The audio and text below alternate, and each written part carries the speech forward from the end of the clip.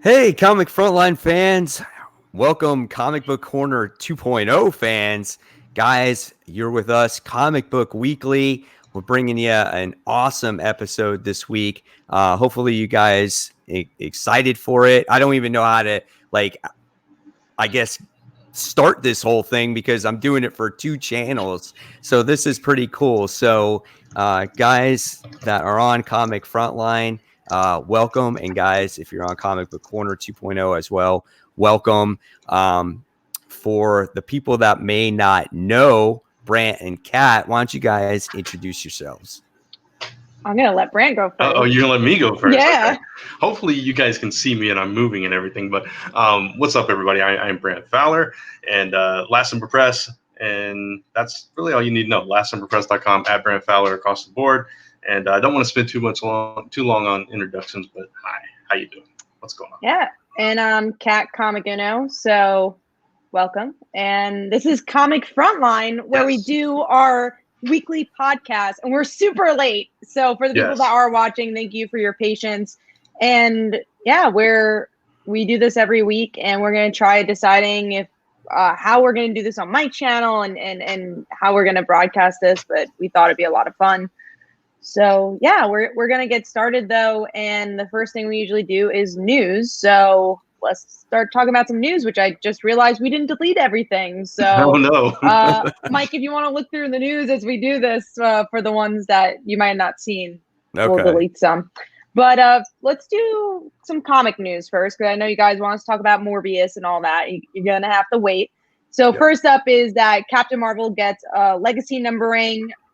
Actually, also, there's some DC titles. They're saying they're going to get legacy numbers as well. So we're going back to those big numbers. How do we feel about that? Go ahead, Mike. No, I was going to say, we already started off this way. Okay, so legacy numbering for, what was it? Captain Marvel? Is that what it is? Okay, so 150. Captain Marvel legacy numbering. I always think the legacy numbering is cool. But these days, it's not as important anymore, at least in Marvel's standpoint, due to the fact that they put their legacy numbering on like every book. You know what I'm saying? It's just in that little small caption now. If it wasn't on there before, I think it would be more of a big deal. But I don't think it's that big of a deal.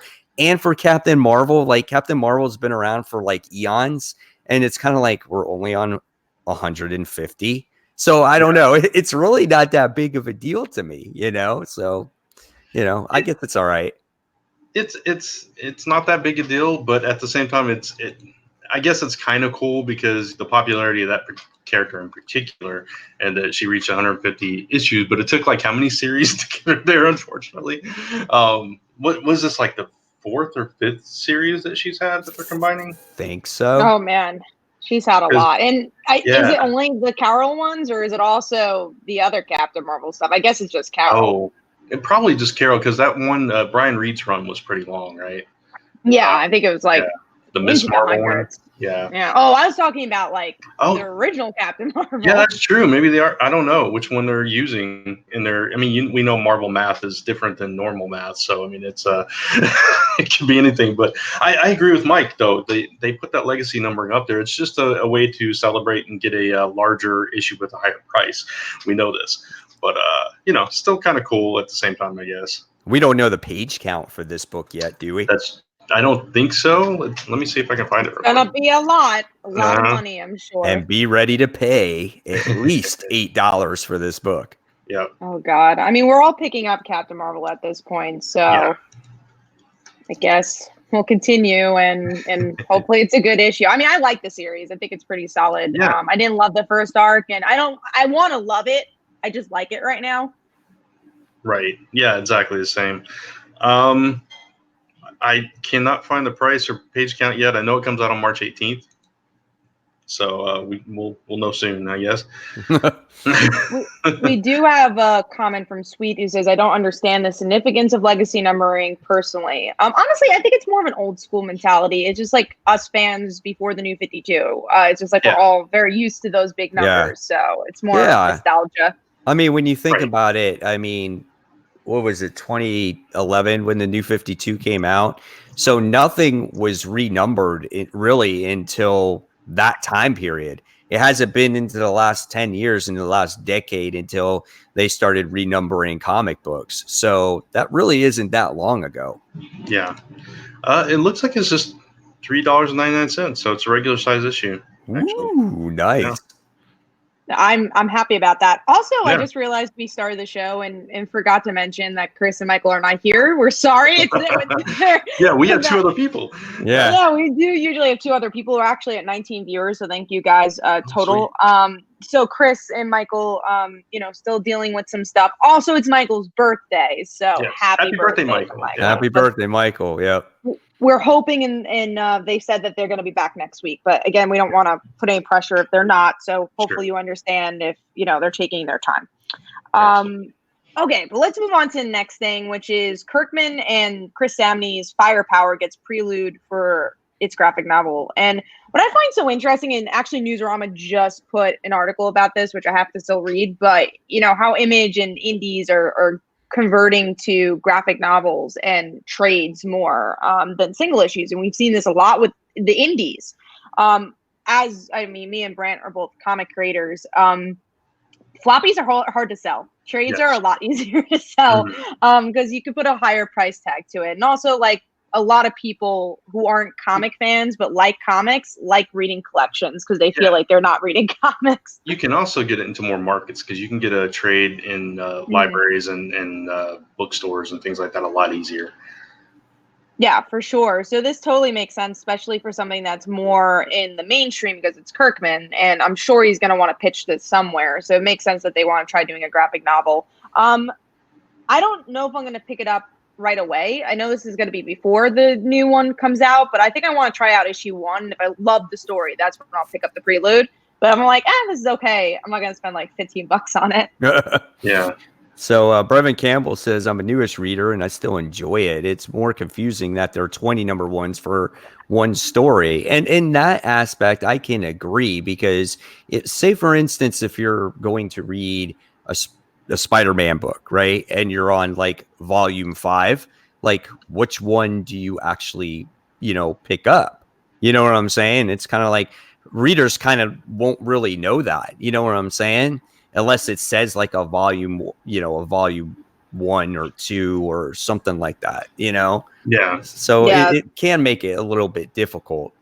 Yeah, definitely. I think the idea of relaunching with number ones is, it's kind of you get both sides of it, right? Because for one, it does make it more new reader friendly because it's an entry point, and it's like, okay, I can pick this up because it's issue number 1 and I can follow that along. But at the same time, if you are a longtime reader, or if you realize after you've read that there's a lot that came before it, it's like, oh, well, then where does this fit in, and that kind of thing. So it's a two-edged sword, I guess is the word I was looking for. Right. Yeah.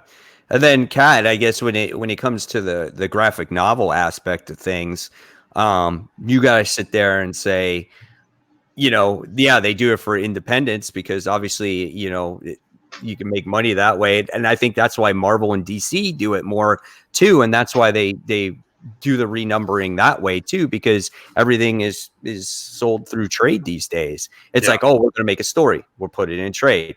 We're making another story. We're going to make it in trade. So that's why you don't see these books get these high numbers like they once, used to have. They just want to make everything in trade and make more money that way. What's super interesting though, this week, I think there was some retailer thing, whatever it was, Dan Didio was talking, and he said that DC's trades are at its lowest. So I think I saw Lisa, so I have to say hi to Lisa. And also come on camera. Lisa. Get me off camera. Don't get me on camera. Also thanking Lisa to have the brilliant idea to do 2 channels at once. So we're thanking your idea, and they're so happy that you came up with something that we should come up with a long time ago. So thank you from them. If the viewers are trying to wonder what's going on, we never knew that with StreamYard you could actually share a live video through multiple YouTube channels. We figured out that you can share it through like different platforms like Twitch and stuff like that. Yeah. But us geniuses never thought, oh, let's share it on another YouTube channel. So I thought, oh, well, we thought like, oh, maybe we could share it on Cat's channel. We could share it on my channel so other people could see it through multiple channels. So I thought that was kind of cool. Yeah. Yeah. So we're going to be testing it out. So yeah, what I was saying is, so DC, supposedly their trades are not doing as well, but also like, I'm celebrating one of my friend's birthday and we went to the comic book store and I was like, hey, you know, pick out whatever you want. I'll buy it for your birthday. So we went in and she really wanted to get Dial H because I was recommending it to her. So I was like, oh, let's get Dial H. And I asked, this is Forbidden Planet. So this is like a big New York City, even British comic book store. Mm-hmm. So we went in and they're like, we have no Dial H. And they just came out that week. So it's just kind of crazy. And again, that's not on Forbidden Planet's fault. I think it has something to do with, you know, the way DC's ordering their trades, where I guess Marvel's ahead of the game on that. I don't know what their trade numbers are. They haven't talked about it, but it's very interesting. I mean, they should focus on it more. Because if you think about Marvel's Unstoppable Wasp, the only reason that came back is because the trade sales did so well on Amazon. So it's a whole different market, which is really interesting. Yeah, for sure. But let's move on to a lot of news about this, not Empire, Outlaw, which I guess might be connected to Empire. But we have a lot of favorites here coming back for this crew. We have Champions will return after Outlaw, and it looks like they're going to be focusing on more Miss Marvel, Nova, Miles, so going back to the core. Then we got a Power Pack miniseries, and then a New Warriors miniseries. So me and Brant heard this all. Yes. So we got New Warriors for Brant. I am a huge Power Pack fan, so I'm so excited for this. I hope it does piggyback off of some of the Future Foundation stuff. And we're all Champions fans here. Mm-hmm. So I'm really excited for Outlaw now. Yeah, Outlaw looks like phenomenal. And when I saw the New Warriors thing too, I was like, fuck yeah, man. Because not only is it's a New Warriors book with the title, but it has the original characters. Now they'll be introducing other roster, other teams to other people to the roster, but dude, it's got Firestar on it. And I was like, that is awesome. It's got Nova and Night Thrasher. And I was like, this is what I've been waiting for since 1990 something, man. I'm so excited about it. Yeah, it's just when I saw it was the excitement of it just being a New Warriors book. It was the same thing with you, Mike. It was like, oh, right, we finally get a New Warriors book, and I can't wait for it. But then I saw the roster, and I'm like, oh my god, it's the original team. And even with new members, because the original series was adding members and taking away members all the time. So I mean, that's fine. But getting that core team back was like the icing on the cake, and I cannot wait for this book. I just hope it's good.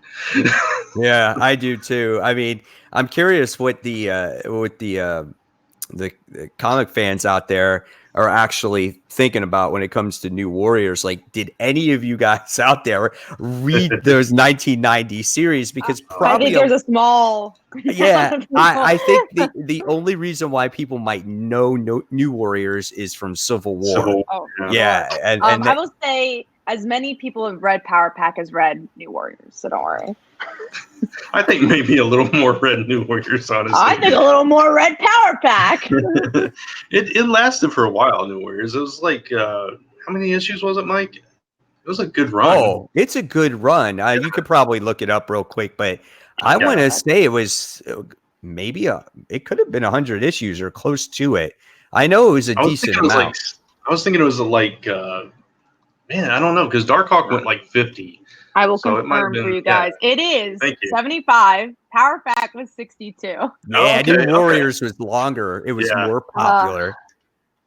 Southern Comic Geek says Power Pack. No way. Yeah, way. Power Pack is amazing. Oh, it looks like I just saw another cover image, because the one cover image I had seen, they were silhouettes, the new members, but it looks like, if I'm not mistaken, the two characters from West Coast Avengers, the guy that was kind of dating Kate and his sister, maybe? It's kind of who it looks like to me. Which one? I'm sorry. From West Coast Avengers. Oh, Kate and the one who dated the. Yeah. It kind of looks like them. That might be them. I'm not sure. Oh, that'd be interesting if they try combining them. I don't know who's writing the new Warriors book. Let me see if I can find it out. It's Daniel Kibblesmith. I'm not familiar with him. Me either. Either way, we're going to be happy or really, really sad because if this is bad.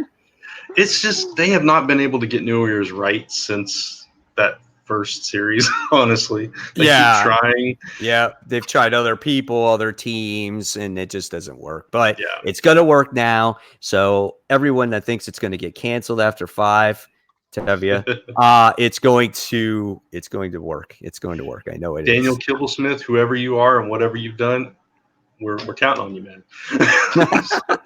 No pressure, but there's a lot of pressure. Well, you know, it's so hysterical. So far, me and Mike have typed the same thing twice. But he's like in my head today. We both said no clue, and then before we said something the same exact time. So he's writing Loki, apparently. I actually like Loki. So I think he's a TV writer then. I thought a TV writer was writing Loki. Okay.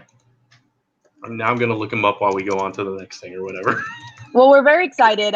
So Tevye has asked us a few questions in the comments, so I guess we'll answer. The Ben Reilly thing, that new Warriors was a different book. They literally just used the name. And then we have a new person, Wolf Warners, as Kibblesmith reads, have been good so far. He's currently a writer for The Late Show with Stephen Colbert. There you go. I knew it was and a comedy. That's going to be cool. Yeah. The other question from Tevye was about the 5G timeline that we haven't really discussed on this channel because I think none of us really care. Obviously we'll have to wait and see, more about it when it comes out. I mean, obviously DC is going to go through a lot in the future. There'll be definitely a lot of talks when it comes to DC because of this whole, I guess, crisis thing that's going to happen and stuff like that. There's all kinds of DC stuff that's going on. But as of right now, when it comes to DC, when you look at future books within the next few months, there's nothing coming out really that's that exciting, Yeah. Oh, you're going to go, Brad. No, I was going to say, I looked up an article talking about there's rumor articles out there saying that this 5G timeline is going to pop up in the first quarter of this year. And people are speculating like when's it going to be, but we don't really have any solid information on it. So there's not really much to talk about except for what was teased in Doomsday Clock.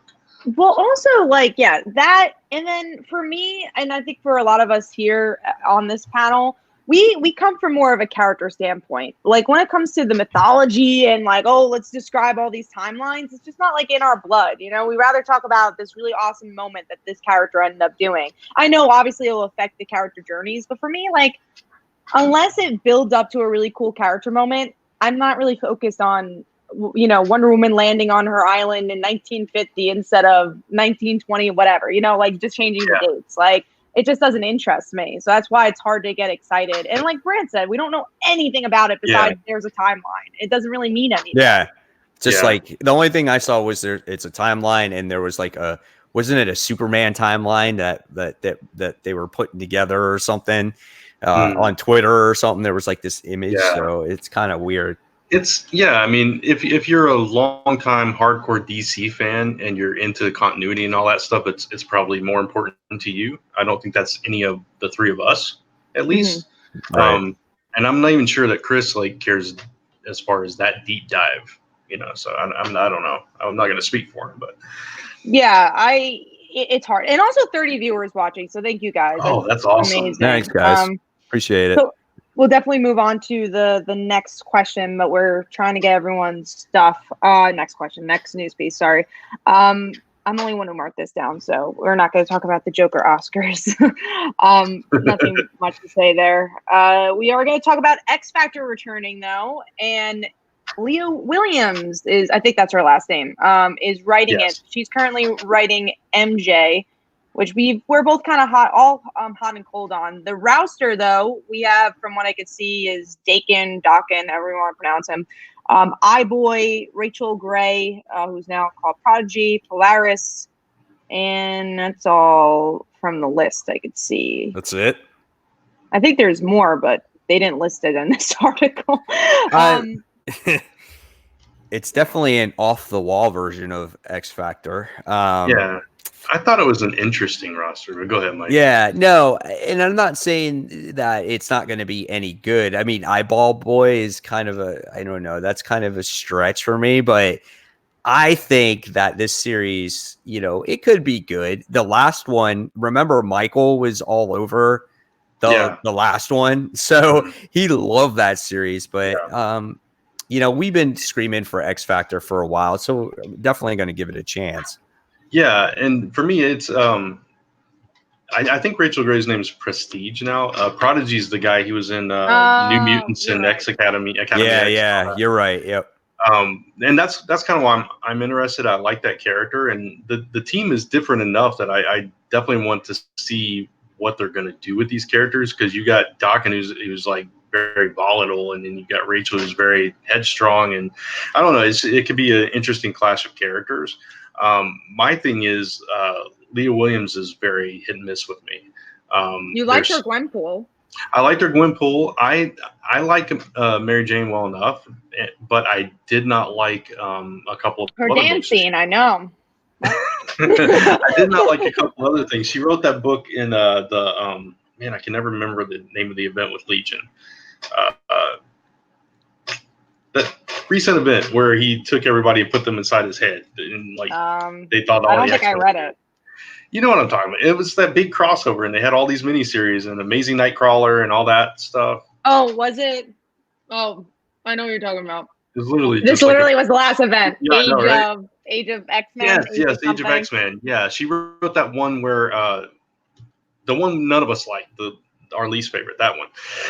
So, right, the jail one? No, the jail one wasn't our least. No, the Blob and Psylocke romance thing, and I only read the first issue of that. Yeah. That one. We're so good. We're so on our game. Right? I can't remember the name of that book, but somebody in the comments help me out. You know what I'm talking about. But yeah, so she's very hit and miss with me, and I'm kind of concerned about that. But we'll see. I'm gonna try it out.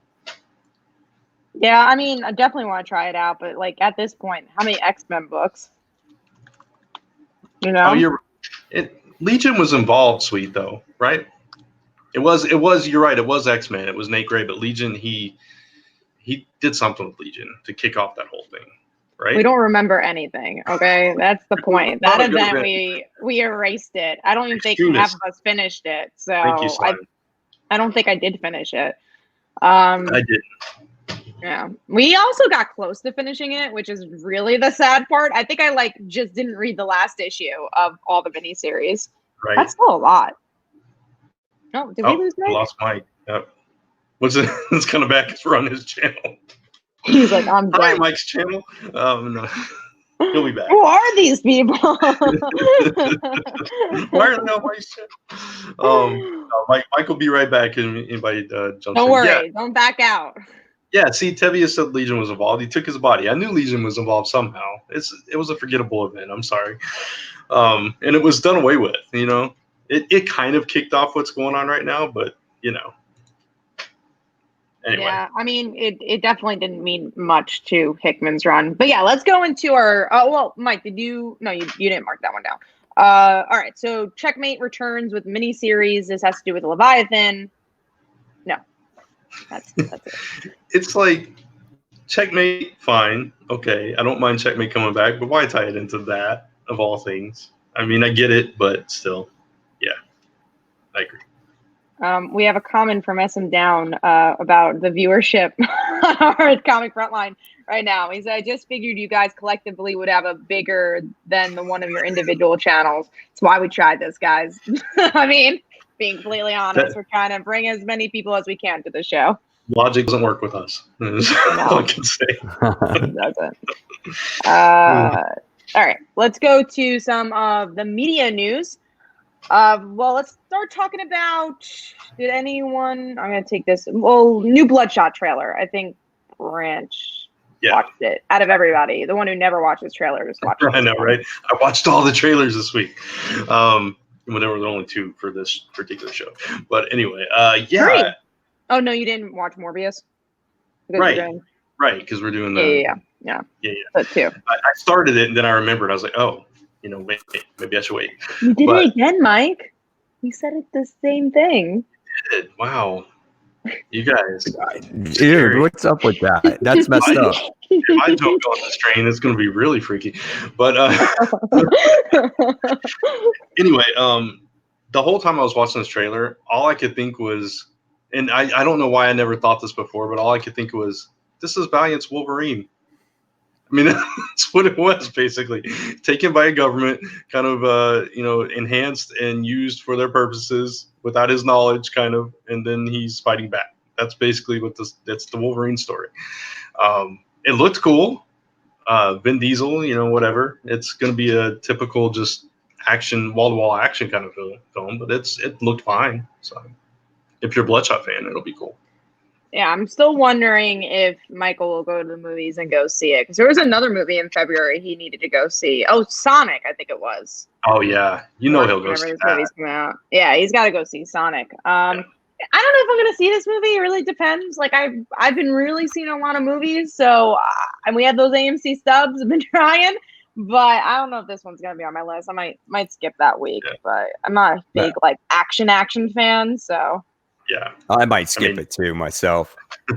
It's Vin Diesel. It's going to be very Pitch Black, that kind of. It's just action, heavy action, which is fine if you're into that. And like I said, it looked fine. So, all right, let's move on to the other trailer, which is the Morbius trailer, which I believe Mike and Brant are going to watch on for our topic time. I won't be on, sadly, because I have to work. So the Crisis episode, I have to write an article about it, so 2 episodes I wouldn't have enough time to do the video. So quick thoughts. Don't want to see the movie, but probably will because it's a superhero movie. The ending was, I won't spoil it, but the ending is, Mike, I think we actually discussed it in the chat anyways. So but the ending is interesting to see what the hell Sony and MCU is doing with Spider-Man at this point. Exactly. Yeah, the end of it. Now me and Mike are saying the same thing. What is going on? Oh, no. I think it's duplicating comments to both channels. Okay. Yeah, you have to go to the bottom and click on the area. You see where it says all? You have to switch it and put down your username. Why didn't you correct us for the third time? Because I just figured it out. I just figured it out. Oh man, all this time we think we're in each other's heads. It wasn't just you saying a comment like, "Oh, Bendis, that's fine." That was no comma, Vin Diesel. The comma in the same place. I just figured it out. Honestly, see, guys, guys that are watching, we're stupid. That's all I can say. We're just dumb. It took us how many episodes to figure out that we could connect YouTube channels. Now it took us almost 28 minutes to figure out that we're duplicating each other's comments. So it's. Tevia says, I am confused how this is connected to MCU. That's because it's not. it's the Sonyverse. It's the right. If you see the ending of the trailer, something happened. Oh, you haven't. Yeah, that's right. You haven't seen the trailer. I haven't seen the end of the trailer yet. Okay. Yeah, so when you see it, you're gonna be like, oh. Okay. Okay. Interesting. I just figured I would give a live reaction kind of thing. That's why I stopped. I watched the first part of it where he comes in on the crutches and everything, and they're talking about how smart he is, and then I just was like, oh wait. So. As some down says, y'all should connect all your channels next week. I think the limit is 2. So yeah. We're at the limit right now, but we're doing good. So. I'm glad you guys are watching all different forms. And if we didn't have any issues, it could have probably been better, Mm-hmm. So next week we started late. Yeah, we know what to prepare for next week. So right. Then people know what time we can start and stuff like that. So and hopefully we've already shown an improvement already. So which is good. Yeah. Hopefully we'll have the full cast back too if everything goes okay. So we'll see. Yeah.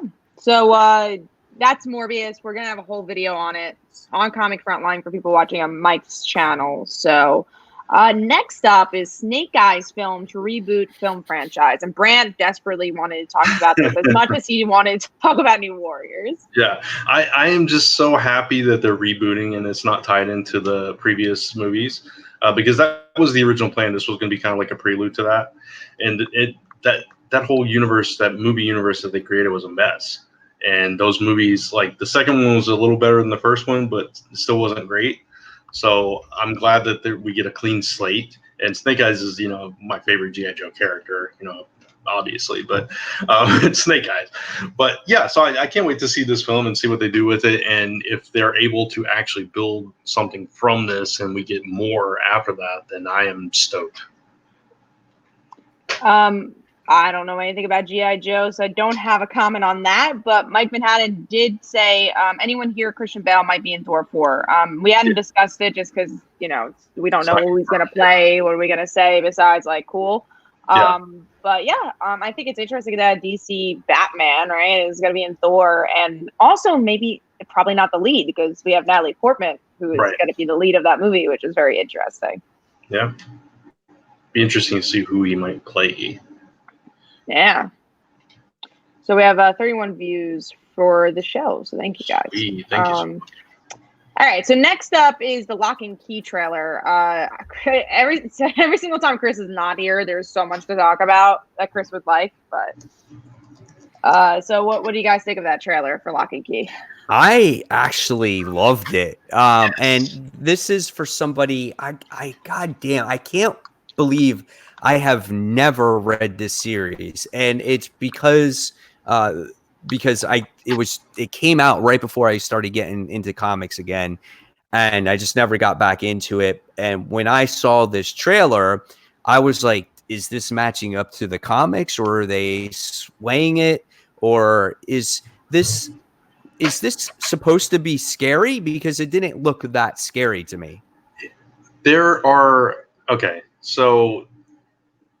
elements of it that get a little spooky and scary. It starts off kind of subtle, and then it kind of builds up to this thing that happens that's kind of creepy, and creepy things start happening. But I wouldn't say it's full out like horror, right? Lock and Key. But there's elements of that. What you want to add? I just said it. Oh, see, okay. she's a big Lock and Key fan too. Lisa's over here working. Yeah, I wouldn't read it if it weren't complete. Yeah, she wouldn't read it if it was complete straight up horror, but there are definitely elements of it. So it's kind of one of those things that kind of mixes genres a little bit. There's a little bit of fantasy into it. There's a little bit of, would you say, not really sci-fi, but like a little bit of mystery. Yeah. Kind of, I don't know. It's just good. I think you would really like it, Mike. It was I didn't read it when it first came out either. A friend of mine turned me on to it, not Chris, no, another friend, and I went back and read like the first couple of, because it came out in miniseries. I went back and read the first couple of miniseries and fell absolutely in love with it. It just has those elements, and they're like in this house that they inherit, and they start finding these keys, and all these keys do weird things, and the deeper the story goes, the weirder the keys get and the weirder the things keep happening. And then you find somebody that's, like I said, the creepy stuff starts happening. And then it's like, okay, they got to try to contain this thing. And it becomes this thing where they're racing against time to fix this and that. So I thought the trailer really matched up well to the comic. And I've been waiting for this forever. This has been a start and stop kind of thing. They had a deal, lost a deal, had a deal, lost a deal, and finally we see this, and I can't wait for it. I'm so excited. Would this be adequate for almost a 13-year-old, or is it too dark for him? Would you say it's too dark for a 13-year-old? I'm not sure. She's not sure. I'm not sure either. Because based off of the preview, off of the trailer, it didn't look that bad. You know what I'm saying? Yeah. Like, hey, it looked like a bunch of kids, exploring and shit like that. It almost reminded me of, like, in a way, Stranger Things, Yeah. I would say it's not any worse than Stranger Things. And it's still definitely haven't seen that current. It's nowhere near like a Haunting of Hill House or anything like that. Okay. Also, haven't seen that current season. I heard that's an anthology, which kind of pissed me off. It is. I'm like, oh, do you It's the want to same watch it? actors, which makes no sense. It's like, no, it didn't. I mean, the one reason I haven't seen is because I kind of know what stuff happened in it. Didn't they like end on cliffhangers too for the original season, or did it wrap up? It kind of wrapped up. It left you wondering what happened. Like it was kind of like a Sopranos ending. Okay.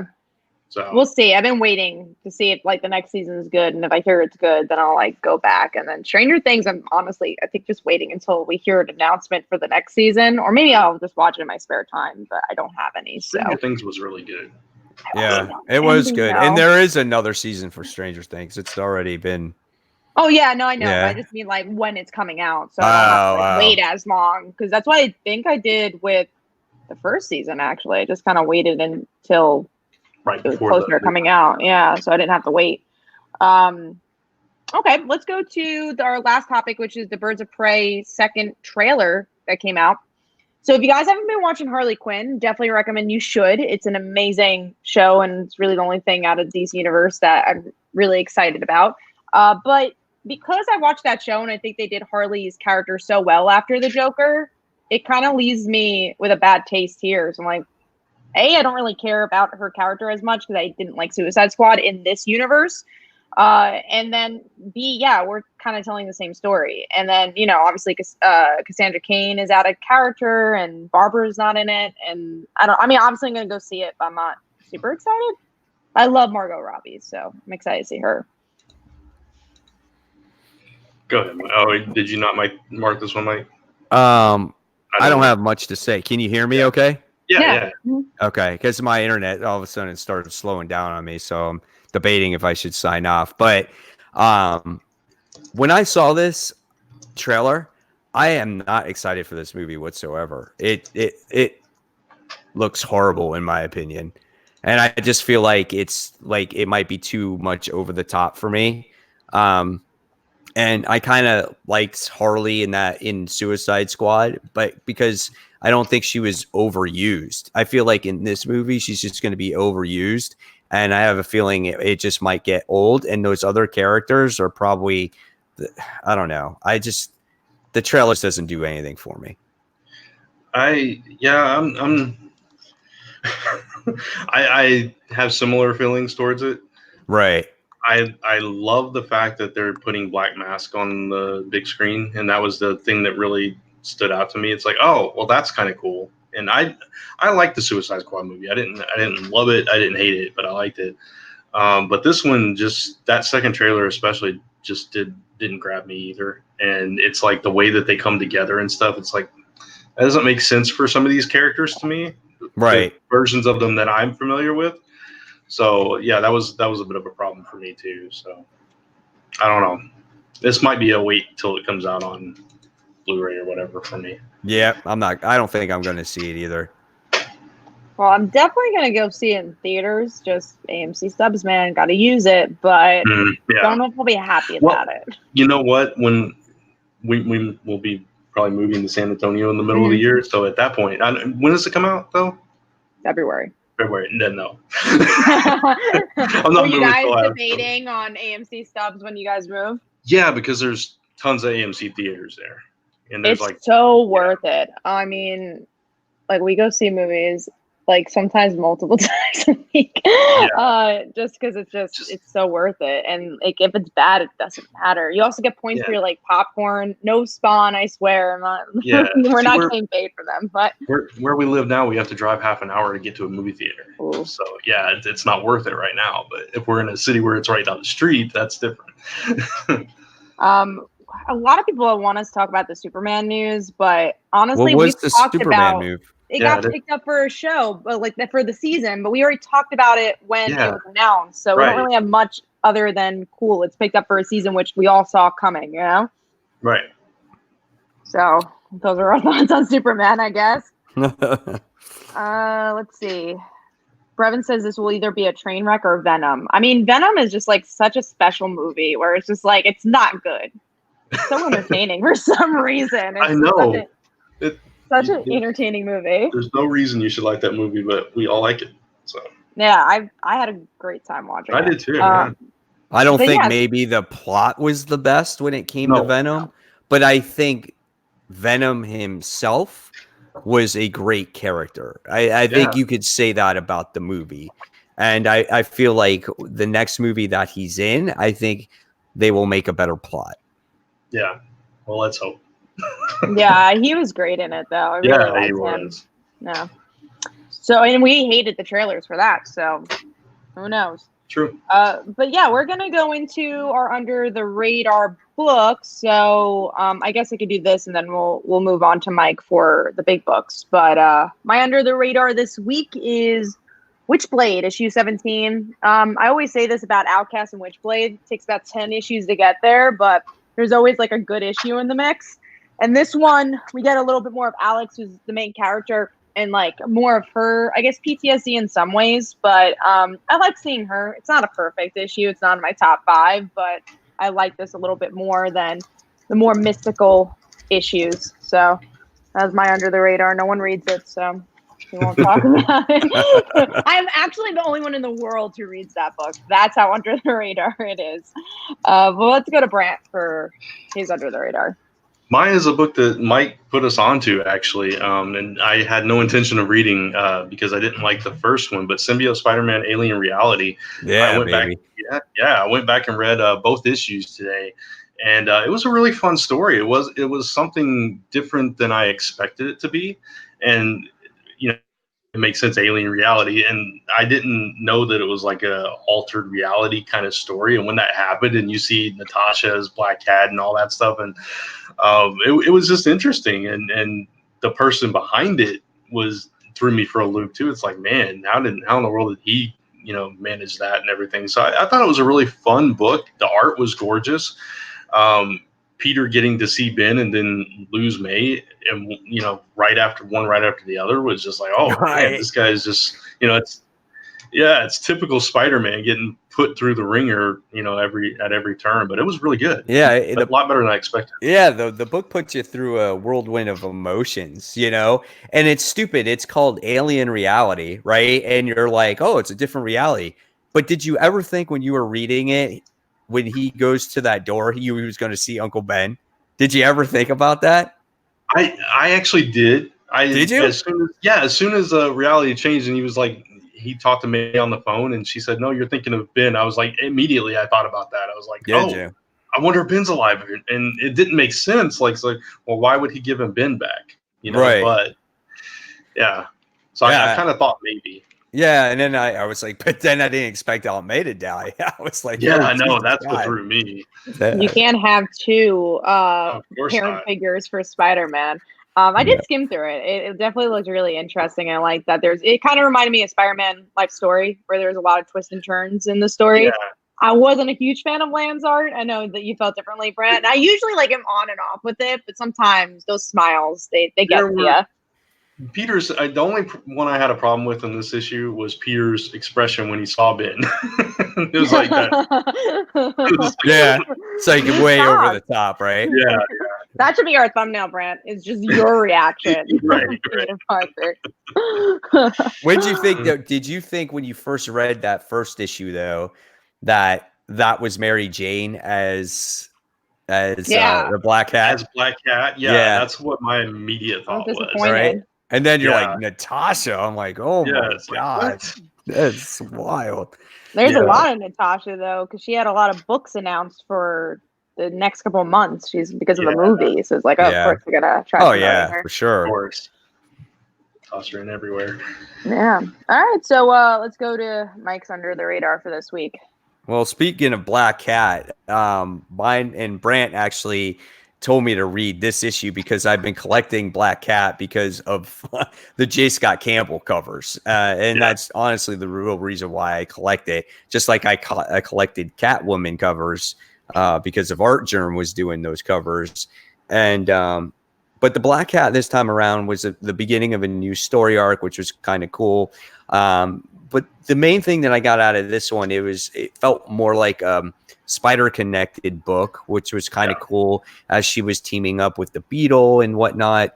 and the cool thing is we got to see a relationship with Felicia and her mother, and I thought that was really kind of cool as well. So overall, it was a solid read, and I'm probably going to continue to read it. And the artwork was improved as well. It's not over the top like sexy black cat, it's tastefully done.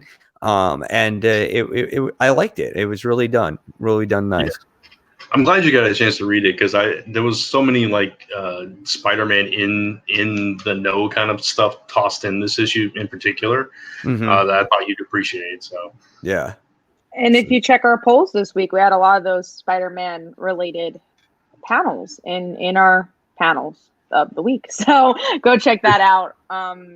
We always have a really good time doing that. So those are all the under the radar. So we're going to go into the big books of this week, which honestly, the past couple of weeks have been really, really difficult. So there hasn't been that many big books that we all read, A, and then B, that just are coming out. There's nothing that huge coming out right now. All right. So for the people watching on my channel for the first time on Comic Frontline, this is kind of what the show's format is about. We talk about under the radar books. We talk about these under the radar books are the books that, normally maybe people might pass up. And then we go on to like the big book discussion. And as we talk about the big books, we talk about the top 5, our favorite top 5 books of the week. And if we already discussed it, we'll be just like, yeah, my number 5 is blah, blah, blah. Okay. But if you want to put your top 5 in the comment section, we will highlight your comment. Or if we have a chance, we'll try to shout it out as well. Okay. So this way you guys are in the know. Now, people that have been watching on the Comic Frontline channel, you guys know what the deal is. We've been doing it for years. So, all right. Before we get into it, spoiler alert. Yes. Spoilers. Do we have the thing? The noise? I don't have the noise right now. No. My images are really slow because for some reason. Oh, yeah. It was on there. Yeah. Yeah. It's because going slow. Gotcha. All right. Yeah. So next, we will talk about the first big book, and this was probably the biggest one of the week. That was Batman issue 86. So, what did you guys think of it? I thought it was really solid. I enjoyed it. Like, I felt like if you like Tom King's run, there's enough threads there that he gives you the Catwoman stuff. Alfred's dead. You deal with that. I like the new direction of him making a new Gotham through Bruce. I thought was really interesting. So, I thought it was really solid. I like the artwork. That's all I have to say about it. No, yeah, I agree. I think it was very solid. That emotional beat with him realizing Alfred's gone was really well done. I thought it was a strong start to a new direction for the title after Tom King, like Kat said, after Tom King's run, and how we were kind of just done with that, ready to move on. So this was kind of a little bit of a fresh breath, but I still want to see more out of the story. So I'm hoping, as we go on, we'll get even more out of this. But it was solid start. Yeah, I agree. I thought it was a solid start. It's not enough to be like, oh, this is the best story in the world, but I did like the aspect that he's trying to change Gotham and he wants to build a better Gotham. And I love the moments where he thought Alfred was on the other side and it's Lucius. And, so I like how we're still dealing with the ramifications of Alfred and it's not a forgotten thing. And so I thought that was cool. And Tony S. Daniels' artwork is really well done. And obviously you can tell that the main storyline in the future of this story is going to be about the Joker. So it looks like we're going to see the Joker return. It's been a while. Yeah, it has been a long time. And I think, you got to sit there and go, it's been since the New 52. Yeah.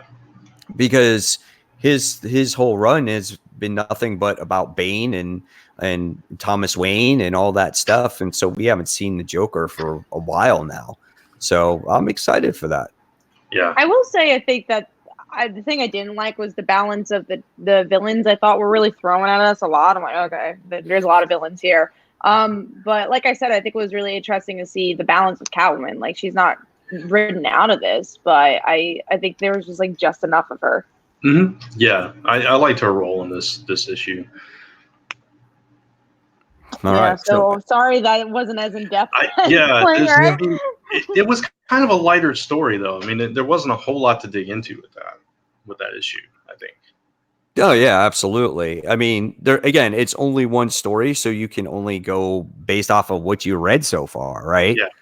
So, all right. So let's move forward. Now I gotta pull up the doc again because I lost it. So not prepared here. Marvel's X issue 1. Who read that one? Did you read that, Kat? No. I read it. Yeah, I did. I thought it was actually pretty good.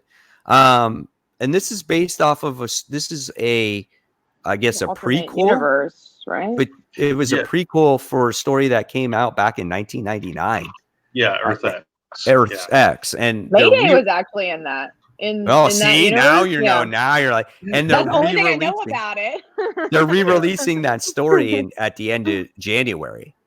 Are they? Okay. Yeah, so that's kind of cool. But I like this story because it was, about a kid that is trying to take care of his family, and this weird apocalyptic thing has happened where people get affected and they get powers. It's kind of like they were like Inhumans, basically. But they're kind of uncontrollable. They're just like, they'll go after you, they'll eat you, whatever the case may be. And this boy was forced to take care of his family. They all died or left, and then he winds up having to go with some trucker, and he's trying to find the heroes, and it's kind of how the story just stopped, but overall I thought it was an interesting read. It had me, I was turning the pages. I wanted to read more of this one. Yeah, I thought it was pretty good. I don't remember exactly what happens with Earth X. I'm not even sure I actually read it. I know there was a follow-up. Never did. Yeah, I know there was a follow-up, Paradise X, a few years after it. And I'm not sure. All I know is that Mayday was not like very nice in it. Like, she was like a little brat. So. Yeah. I'm not sure if this character David like ties into the overall story, or it's just kind of like this little side story that they wanted to tell. So if anybody knows that would be cool. But I like the movement of this character, because like you said, he's sitting there just like playing with his little they were like paper cutouts of superheroes, and the news broadcast is going on, and then all of a sudden he's the only one in his family that doesn't get these powers for some reason, and he loses his grandma, and his sister flies off, his parents get killed, and then he's just, like you said, left alone, and he's got to at this very young age, he's got to step up and try to find somebody to take care of him, because he can't, it's dangerous out there, and he's being chased, if he doesn't go out like looking like he's wearing that goblin mask or something. It was a decent story. I enjoyed it, so we'll see where it goes from there. Yeah, absolutely. All right, so then what was everyone's number 5? Go ahead, Cap. Mine was Batman. Sorry, okay. About it. Okay. Yeah. Mine was Mighty Morphin Power Rangers TMNT issue 2. This is a really solid series, even for a guy that's not a Power Rangers fan, like, at all. I really enjoy the pairing of these two teams. It just works. For whatever reason, it just works. And this issue, you got the reveal as the Power Rangers, revealed their identities to the Turtles and all that. And we learn a little bit about Tommy's motives as to why he's actually there and in the mix. And by the end of the issue, Shredder's got the dragon coin and becomes the Green Ranger, and it's like, what the heck? And this is the title of our video, so we're it's our topic. We can talk about it here now. So I thought that was really visually cool, and it's like, man, Shredder as the Green Ranger, that's going to be interesting. Double the power, double the skills. It's like, okay, now things just got a little bit more interesting than they were. Yeah, but they're mixing the mythos in a really cool way, because he goes to Rita, and that was really interesting. I thought it was a super solid issue. That cliffhanger definitely made it, though. But I liked the pairings. I thought that was really interesting to read. Yeah. I don't know. Like I said, for some reason this works, and I love the fact that there was that scene where I think it was Jason and Leonardo were like overthinking tactics, and Trini just like said, just hit her in the head, dude. Okay, I love that. Yeah, it's just like, yeah, you stupid boys. That's why I love Ryan's writing, because it's just so character driven. It's always about the character. That's always what goes first, and he very much thinks about those plot lines, and you can see that bleed through here. Even if you know nothing about Teenage Mutant Ninja Turtles or Power Rangers, it just kind of bleeds through, where you can kind of understand them. So I've been really surprised how much I like this. I shouldn't be, because I really do love Ryan's writing, but I don't like Teenage Mutant Ninja Turtles. That's crazy. Right. And then you don't like Power Rangers. It's like, why should we like this? But we do. I know. And it's a book that Kat and I can agree on. So finally, right? And unfortunately, I didn't read it. Oh no! Yeah. Well, you don't like. Well, you like Teenage Mutant Ninja Turtles, so you I might do. like it. I do. I had a lot of books this week for me.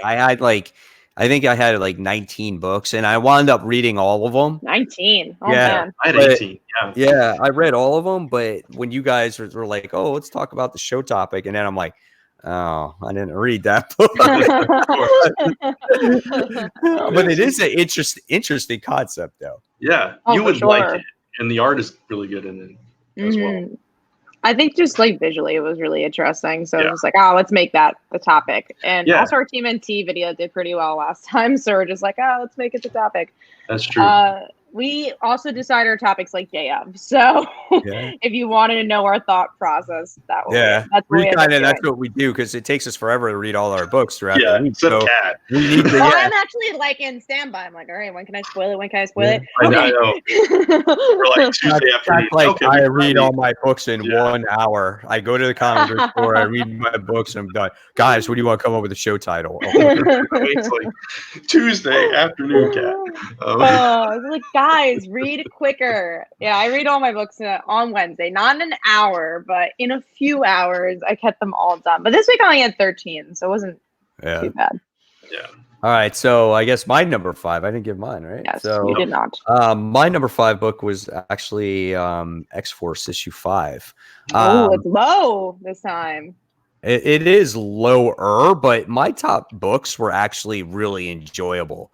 I had really good top 5 books, and I had really shitty lower books. I had a 1-star book this week. 1 star.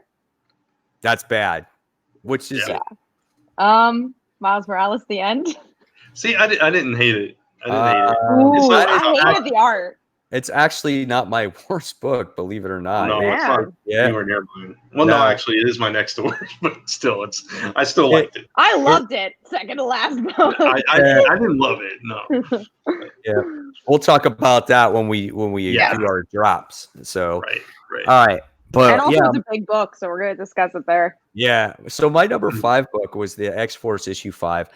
Main reason was we really got some character moments in this particular issue, and it had to deal with Domino. Okay. She went through a lot. She's been tortured. And she finally gets to the point where she can get her revenge on these people. Now, there's a scene in this book where she is faced to either kill one of these people, or she listens to Beast on the other side and goes, "We need this guy alive. We need to interrogate him." And you can see it in her face that she is struggling and holding with all her might not to kill this guy. And to her, this guy is just a clone. He doesn't mean anything. And this guy's like, "Please don't kill me." He's like, "I got a dog. His name is this, it's that." And it's like, it's a real human life. And when I was reading this, I was like, dude, I feel sad for this guy. Because he is just on the verge of collapsing, and he's losing it, and Domino's just going to hold no mercy here, and and then all the other scenes were good. They weren't great. Okay, Wolverine killing people when he has no legs was kind of a little bit far-fetched for me, right? And then the way Ford's is like, "Oh, okay, let's go ahead and heal you, Wolverine." So he takes his torso and his upper body, and he sits there and he scrunches them together, and it's just like, that's just weird. We couldn't come up with anything better than that. That was just I don't know. It was kind of far-fetched for me, even in a comic book wise. But it was still an entertaining issue. But I got the Domino moments from this. That's what made it for me. This issue actually was a little bit lower. It fell out of my top 5 this week because of all those reasons you mentioned with Wolverine and stuff. Domino was the best part of that issue, hands down. But the Wolverine stuff, just like, especially like you said, killing people with no legs, and he's like upright with just balancing himself on the one claw, and just kind of I killed you, and I was like, what the heck? And then he got shot like about 100 times in the brain. His face was like blown apart. He looked worse than Carl did when he got his eye shot. Yeah, that's pretty bad. Yeah. And then it was like, oh, go ahead and heal. Let me put you together. That was the part that was like, well, that's way out there. Like, even for Wolverine, he can't heal like that, man. Yeah, that's a Deadpool thing. Yeah, that's exactly. What you do in Deadpool, Yeah. Which I agree with you there. Actually happened to Deadpool in issue 1, right? He got torn in half as well. Mm-hmm. Yep. Yeah. So interesting. Yeah. All right. So let's go on. So that was our number 5. Now we're going to talk about the next books. And this one is one that I don't read, but this is Buffy the Vampire Slayer issue 11. And I'll be right back, guys. Okay. Mike's like, Buffy, bye. He left. Oh, completely. Okay. I thought he was like gonna get a snack. Okay, so Buffy, not what was solicited at all. Yeah. I was disappointed with that. It was something. It was this one fell. I don't remember what happened in this issue. It was Kendra attacking Xander because she thinks he's a vampire. Right. And then Robin, revealing himself as like this, I don't know what he was supposed to. Yeah. He's just sad. Just sad, and then like being used as like the leader of the zombie army or something. Just a vampire zombie. I don't know what was going on at the end of that book. It was weird. It was in that fight between Willow and Xander, and him like, oh, I feel more normal as a vampire, and it's just this issue. I don't know. I don't like the art. I mean, that's the biggest I don't like issue. The art either. Yeah. I mean, I think with the Xander and Willow moment, like I like that there was some emotion. Not that I love the argument, but I like that there was like some character, something going on. Yeah, Cordelia got kicked to the curb. I was a little upset with that, but I don't know. We'll see where it goes. It's just they broke apart their friendship way too quick, I think, because those two are like inseparable. They grew up together, they're the best friends, and it's just now they're at each other's throats half the time, and it doesn't make sense to me. And I don't know. Buffy started out so strong that first arc, at least the first few issues, was really strong for me, and it's just progressively gotten a little bit more boring for me as it's gone on. Yeah, I mean, I'm not going to drop it. I still like it, but not enough. But yeah, TNGN says every time you guys talk about Buffy Angel, you sound more disappointed. Yeah, we want it to be better. For sure, because it was better, and Angel was good, and then it wasn't because of Hellmouth. Yeah, so, if not for the Hellmouth stuff, I think the Hellmouth stuff. Well, I mean, they played that card way too soon because they want to go beyond it and do other things. I guess, but it's also like we'll answer DNGN. Is it half chop for me? It's not. No. I don't think it is for Brand either. No, because I really like it and I want to like it, and I'm going to stick with it because I just am. Yeah. I think it can be better, and I think it will be better. And we like the franchise. What I was going to say is I feel like it's trying too much, right? Because there's a reason why it took so long for those shows to get to those plot points. And now that they're doing it in season 1, pretty much of their comic, it's like, whoa, okay.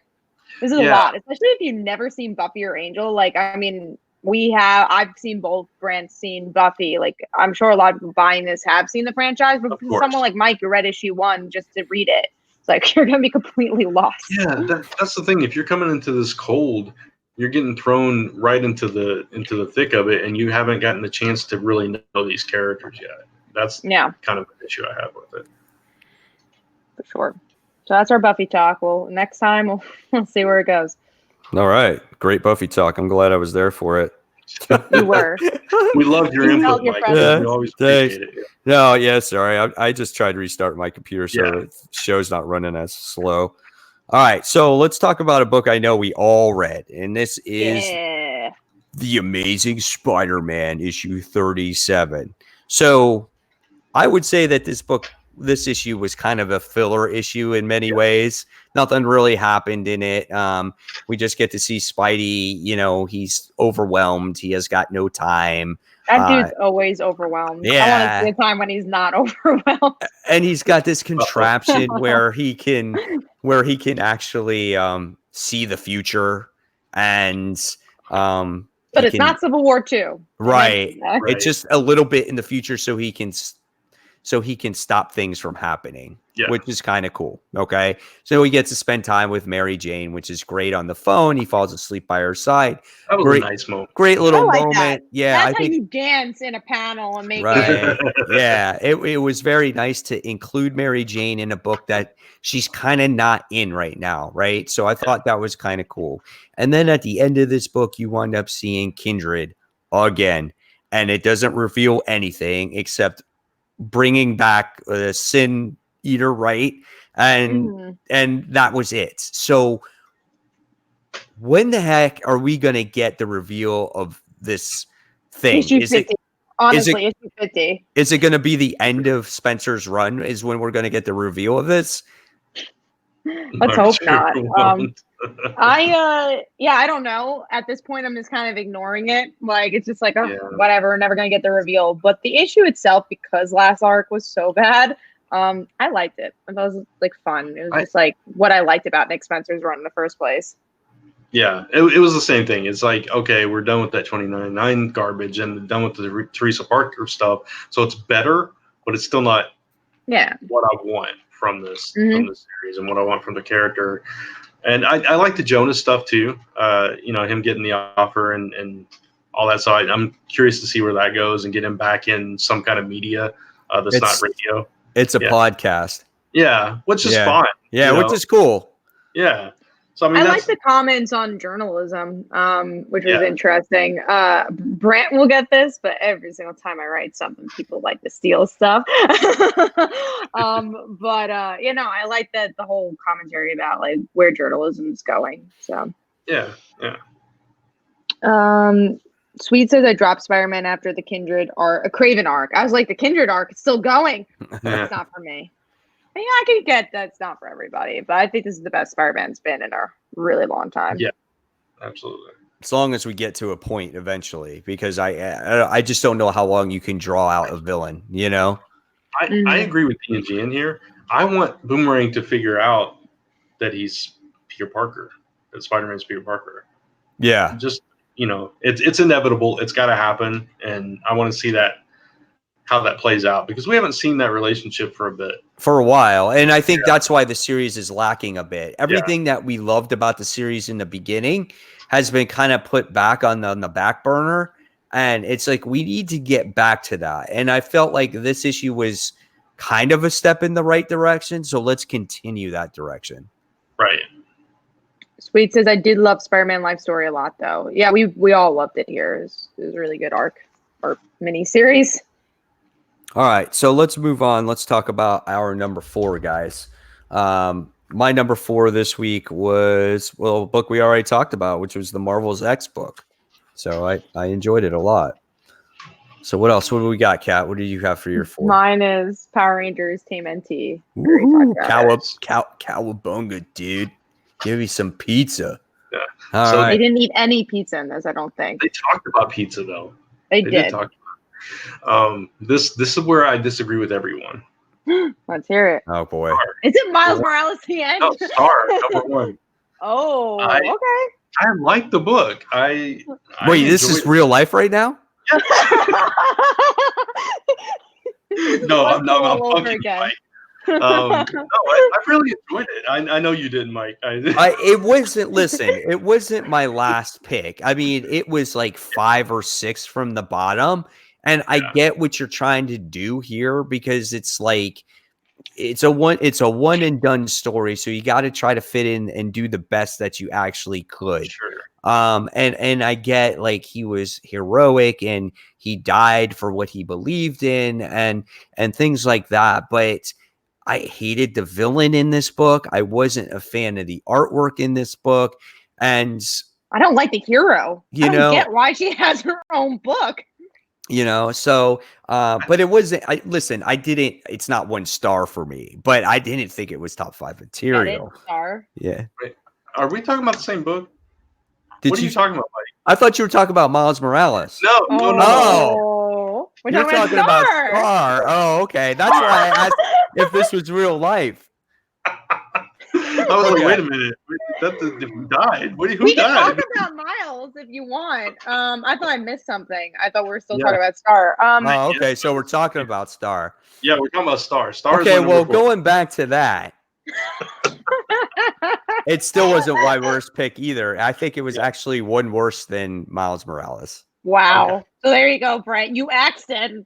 You got your answer. There you go. Yeah, so give me 1 second, please. I'm sorry. I gotta give my thoughts. Ben has to go cry in a corner. I know, right? No, so I know that I watched your video, Mike, and you were talking about you didn't like this particular element of the story, but I really like that she went to Jessica Jones, because like, who else do you go to when you need superhero detective work done? Jessica Jones is the it, and it I love the way that whole thing played out, the joint custody scene, they share her and Jessica Drew and all that stuff. And that's cute. Yeah, that was cute. And her trying to mind control her, and just that whole thing. You don't know me very well, but yeah, that's probably not the thing you want to do with me. And then just kind of breaking through that and all that stuff. And just trying to figure out what's going on with her and how she uses the reality stone. I thought was, yeah, go ahead. Don't you think, though, like the way it was being used is the completely wrong way, and you can't, like, it's not a mind stone. She's trying to get into people's minds with it. Yeah. And why would it not be like the reality? It's supposed to augment the reality. Why is it that? That's a good point. I hadn't thought about it like that. Right. So that's why I could not put this any higher than I anticipated. I get where the book was going with the character, but the way the reality stone was treated was not the way it's supposed to be. I didn't even, that didn't even dawn on me until you just said that. Yeah, you're absolutely right. She was using it like the Mind Stone. I didn't put knock that shit down. Knock that shit down. It is no longer in the top 5. See? That's true. Yeah. So if that wasn't in my top 5, Power Rangers TMNT would move up, and then I think Ghost Spider would be my number 5. But anyway, I'll stick with it. Yeah, I'll stick with it because you already made it that way. But I put out a good point. Yeah, you did put out a really good point. I like the character. I like the way she was handled here. I like the art in the book, except for Titania. She looked weird. I like the art. I enjoyed the art overall. I thought that was the best part. But yeah, I don't like her. And I love, like, when we were talking about this, the joke was that I was like, oh, Kat, you're gonna love it when you read it because it's like your type of book. I'm like, I don't know, she just doesn't interest me. And I read it and I'm like, still don't care about her. Yeah, it's interesting because she's she started out just like as this reporter that's helping out, and then she becomes evil in that whole arc with Captain Marvel, and now she's trying to quickly though. I just don't. I wish we saw how she became evil. Maybe I would care more. Yeah, I understand that. So, but we'll see where Star goes. And sorry I got that confused, but they're all really confused. Both lower tier books, and maybe Star was using the reality stone on me to sit there and be like, oh. Anyway, okay. Star's behind Alien Reality. That's yeah. I would read that book if she was behind it, like just finding out how she created that book. Right. Gotcha. All right, so I guess we're gonna move on to the next big books, right? Which is we already talked about both of them. We already talked about everyone's number. What are we up to? We're up to number 3 or 4. Yeah, we just did 4. We just did 4. Oh, okay. So we are talking about the big books, and yes, we did talk about. We did talk about. No, we didn't, because we didn't do Young Justice, so we skipped. Oh, we skipped. We talked about X-Force, but we didn't talk about Young Justice. Guess what? Young Justice was my number 3, so we can go ahead and talk about it. Was it? Wait. That was your number 3. Yeah. Young Justice. Yes. Young Justice is your number 3. We're communicating, and we're on the right page right now. Yes. Okay. Go ahead. I think we know Mike's opinion. Yeah, exactly.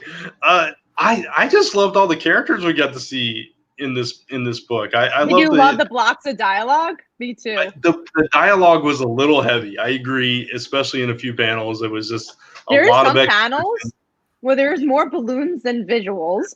I agree. Most of the panels. I completely agree. And as a letterer, I hate lettering books like that. It drives me absolutely insane. But I totally get that. But the introduction of the Wonder Twins and the way that they were introduced and how they took them, captive and all this stuff, and they're trying to explain who they are and all this stuff. I thought that was funny. The Dial H kids coming into it. That was the best part. Yeah, that was the best part. And, Miguel basically becoming Spider-Man, which was really cool at the end. No, that was stupid. I thought it was cool. No, don't be a Bendis wannabe Spider-Man. I looked at that. It is Bendis. I know, but it's Bendis, and he's like, "Oh, let me make him Spider-Man."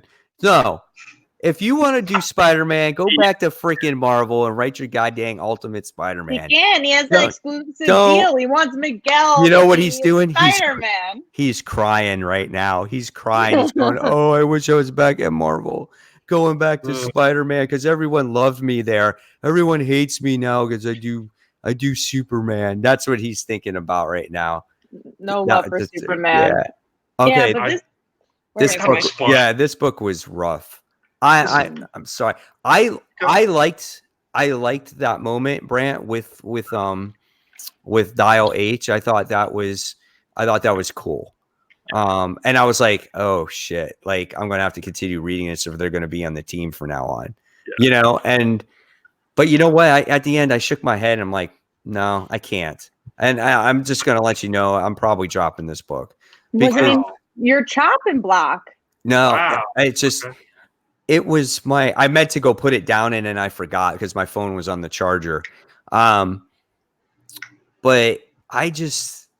there's just too much. There was like too many characters. It's like, oh, we have Naomi in here now. Now we have Dial H characters in here now. And they're all talking. And it's just, there's too many characters on the page. This person's saying something, that person's saying something, this person's saying something. Sometimes they repeat themselves 100 times. And it was just like, and you still don't know what's going on with what's her face and Drake. Like, you still don't know what's going on with that. Oh, Steph? How do you call her what's her face? Yeah, I'm sorry because I just drew a blank. That's all. Yeah. I totally get that. I really do, because it's a similar problem I have with a lot of Transformers books. It's the same kind of thing. Right. It's so many characters and so much talking that you just can't. So many robots, so many girl robots. It's crazy. That's what I had an issue with it. Really, just too much going on. I don't know whatever reason. I thought it was just fun, and I think I kind of geeked out seeing all the characters together and interacting with each other, and that's kind of what I enjoyed about it. Mm-hmm. So the same kind of thing that bothered you, I enjoyed that aspect of it. So. What did you think? Sorry, Kat. What did you think about with Superboy on how he acted in this issue? Yeah, that was out of character for me. Superboy just starting to cry. Because back that I didn't. He's angsty. But he's angsty, but he's not whiny. Oh, I agree. I'm kind of making a joke there. I don't think it was a character either. I don't know. I was kind of torn. This was a 2.5-star book for me. It was my second least. But I'm not gonna drop it because I like these characters a lot, and I know from Mike's point of view, like you're not as attached, so definitely drop it. I'm surprised you kept on with it for as long as you did. But yeah, I just feel like there's so much potential in this book, but I don't like throwing the word lazy, but I don't know what other word to use. It's kind of lazy writing in some. I don't feel like it's lazy writing. I just think it's almost like a wasted opportunity. I think that again, when you go back to him and all his other projects that he does, he's got a lot on his plate, and his grand scheme, I think he feels like, I'm going to put all my Wonder comics and I'm going to put them together in one comic book, and I'm going to blow everybody away. And I think for everybody, I think that just doesn't work for everybody. there's like, we just talked about it. There's just too much going on the pages. Yeah. And he gets too excited, I think, about stories. Like you have to pace them, or like that's the job of a writer. You could be really excited, but you just have to know when to reveal things, when not to reveal things, and it's like I will agree that there's like no solid direction for it yet, or at least none that we can see. So I'm hoping that after this arc that will become more clear, and maybe they pare it down a little bit. Right. But yeah, I don't know. I think that was the thing. I just had fun with all these characters interacting with each other. Well, you guys keep me posted on it. If it picks back up again, I will pick it back up again, because this is one of the books, and I've said it a lot of times, that like I truly, really want to like it, and I think it's a good looking book as well. The story's just not doing it for me, Yeah, I get that. Art is good. I agree with that. Yeah, we'll let you know. Honestly, so far, I don't think this book has really impressed me at all. So I don't know when that moment's going to come, but I don't remember like loving an issue. Just remember it was like, oh, it's okay. I don't think it's ever been in my top 5. Maybe the first issue or the Stephanie issue. I don't remember. It probably was at one point in mine. Mm-hmm. I know Chris, out of all of us, is enjoying it the most. All right, so let's then officially, Brant, that was your number 3. Yeah. Okay, so Kat, what was yours? Mine was Spider-Man. I had a good time with it. It was fun. Good. Yeah. Okay, cool. I literally talked about every single top 5 book before we got to it. I know the feeling, and mine was Batman issue 86. Oh, there you go. Yeah, see. All right, so let's move on now. Let's talk about. We talked about those, right? Yeah. Yeah. So we're going to number 2. Yep. Number 2. What was your number 2? Me or Brant? You. Me. Miss Marvel, actually. This is probably one of my favorites in a while. If you like Spider-Man, speaking of, I think it's a very Spider-Man-esque issue where Kamala fights her own costume and around the city, and she has no costume, so people could like realize who she is. I thought the comedy was really good. The emotions between her dealing with her dad and Bruno was really good. So it's what I like about Miss Marvel was done in this issue, and I hope it continues. When she contorted her face to hide her identity. I love that so much. Like, what happened to you? Was that the one that was on your panel? Yeah. Yeah, I saw that. Yeah. Oh, that was hilarious. Yeah. No, it was a good issue. It was a solid issue. Yeah. All right, Brian, what was your number 2? We already talked about Black Cat. All right, sweet. I'm glad you liked that one. At least we agreed on that one. Jeez. Yeah, right. All right, and then my number 2 was actually, I don't know if you guys read this, but The Rise of Kylo Ren issue 2. I have not. I haven't been following the Star Wars stuff. I haven't either. This is the first one I've picked up besides the Star Wars book itself. And I thought, at first I was like, who cares about Kylo Ren? But then I'm like, you know what?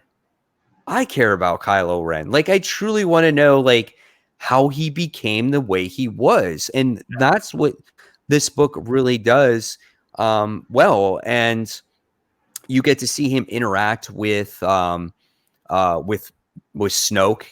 in this series, which is kind of cool. You get to see him interact with the Knights of Ren in this book, and you get to see him right after the point of when supposedly he went to go kill Skywalker. So I mean, I think it's a really good read, and I enjoy it a lot. So I kind of can't wait to see what happens with it. But good stuff here. Cool. Yeah, if you still like it it's a mini series, I'm assuming. Yeah. If you still like it by the end, maybe I'll get it in trade or something. Yeah, I think it will be worth a good trade read. Yeah, it's just after seeing Rise of Skywalker, I'm like hesitant. I really did like the Star Wars issue 1 that recently came out. I thought that was good, but I'm just a little hesitant about the Kylo stuff at this point. Yeah, Charles Soule also writes this one, so yeah, you'll probably like it, and I think it's well paced. It tells a great story. It doesn't have a ton of dialogue. It's just a good book to look at too, and you really get to see the struggle with Kylo Ren in this. On what he's going through, and I think it hits the beats right there.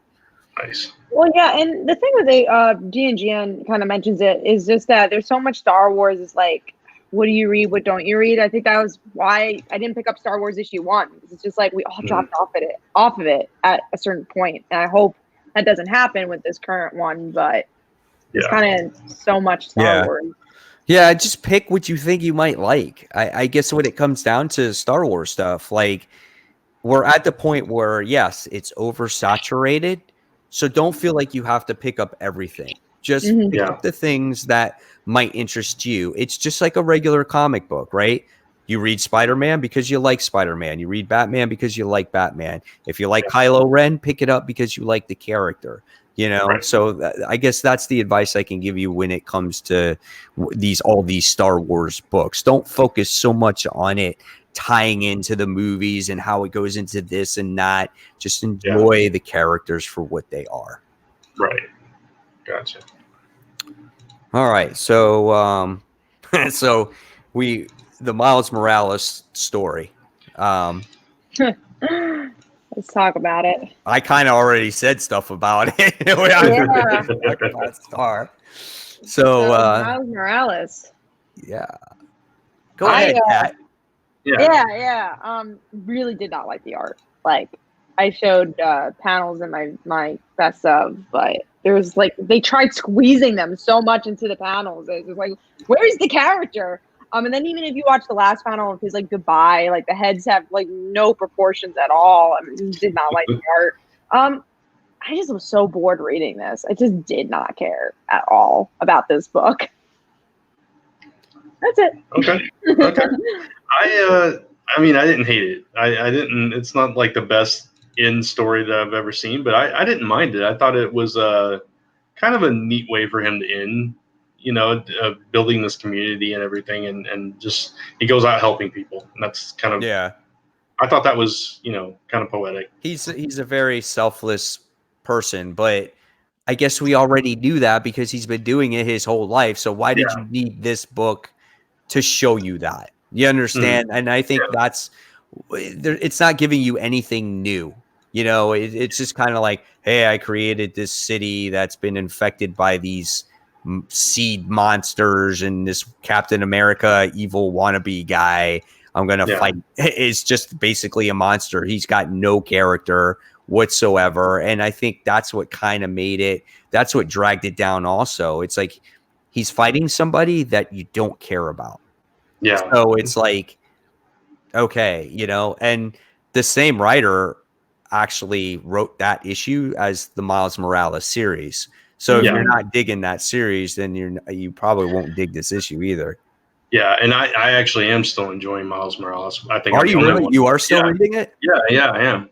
So that could play into why I liked it a little bit more too. So yeah, you're more connected to it right now. Gotcha. Okay. All right. Well, you guys ready to talk about your number one? Yeah. All right. Let's do it, Brant. What's your number one? TMNT issue 101. I had to read this after reading 100 just to see where things went. And this was a really emotional issue because like they're still dealing, I don't remember if it was 6 months later or it might have started like a month later then jumped to 6 months later or something like that. I don't remember exactly, but some time had passed and Splinter died. And they're all dealing with that loss in different ways. So the focus kind of shifts between the different turtles and what they're doing. Like Raph has gone off. He's gone. What Raph does, he goes off on his own, puts the black mask back on, and he's doing his own thing.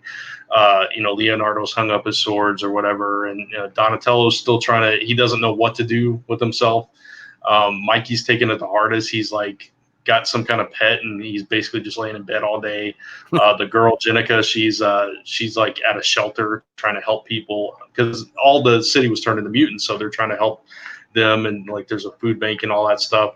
So it was just kind of the whole issue was basically dealing with that loss, and I thought it was a really fitting way to handle losing your mentor and seeing how each one of them was broken down by this and trying to pick themselves back up together. And you don't know exactly how they're going to come back together, if they come back together anytime soon or what exactly is going to happen. So really solid issue. Cool. Sounds good. What about you, Kat? Mine was Ghost Spider, issue 6. I love this book. I thought it was a lot of fun where we get to see her multiverse jumping with the Mary Janes, and then we get to see her dad and her work together. But then the whole Fantastic Four mystery kind of puts you on a loop. So Sue and Johnny are pretty much the Kardashians of this world, and they come back. So, like, do they have powers? Like, what the hell's going on? How did they come back? How did they come back? Yeah. So many cool things happening in this issue. The weird thing to me was them taking those beach pictures together. I'm like, that was very sexual. I'm like, at first I didn't realize. I'm like, wait a second, I was like, wait, is this the Fantastic Four? I'm like, I thought these guys were, boyfriend and girlfriend at first, Yeah. It was some sort of picture there. Yeah. And they're brother and sister too by the end. So that was kind of strange, but it was weird. Yeah. I'm curious to see, like, are they gonna be villains? Like, what's going on? This is gonna be interesting. Yeah. I don't know. But yeah, it was a good issue. It wasn't as good as some of the previous issues for me. I still thought it was really good. But yeah, it was just I was the complete opposite. This is like one of my favorites in a really long time for Ghost Spider. Wow. Okay. Yeah. I mean, I love the interactions with her dad. I think that was kind of cool. That was good. But but those were the moments, like, you had the mystery in the beginning and the mystery at the end, right? Mm-hmm. And then everything in between, like the moment with her dad's was good, but I didn't care about the part where it took how many pages to round up the people that were holding the other people hostage. Yeah, and also I didn't really care for the whole exchange of, I can swing you home. No, we're good. I can swing you home. No, we're good. I can lift your car. No, we're good. And it was just like, okay, I just felt like it was, I think though that at the same time though, that was kind of, again, a waste of, like, a stalling aspect of the story. That's the way I felt from it. I feel like it's just very slice of life, which is like, I tend to like those type of stories. So it's just like, I just enjoy the characters being characters, but also I just like the Mary Janes a lot as well. And I think it's because of the previous series. I don't think they've really proven themselves in this series right now. So I feel like if you didn't read the previous series, you might not have as much of a connection with them either. Right. Yeah. And I get that. I like the slice of life stuff too, but I just thought it was pushed a little bit too much in this issue for me. I'm got you on that. And then my number one was the book we already talked about, like, under the radar, and that was Symbiote Spider-Man Alien Reality. Yeah, so that was my number one. All right. Cool. So that's all the top 5 books that we have. Now we're going to go on to, I guess I'll take this one. The chopping block. So these are the books that we are thinking about possibly dropping. Okay. So, who's on board of dropping Star? Me. I'm done. Not me. Not yet. I don't know.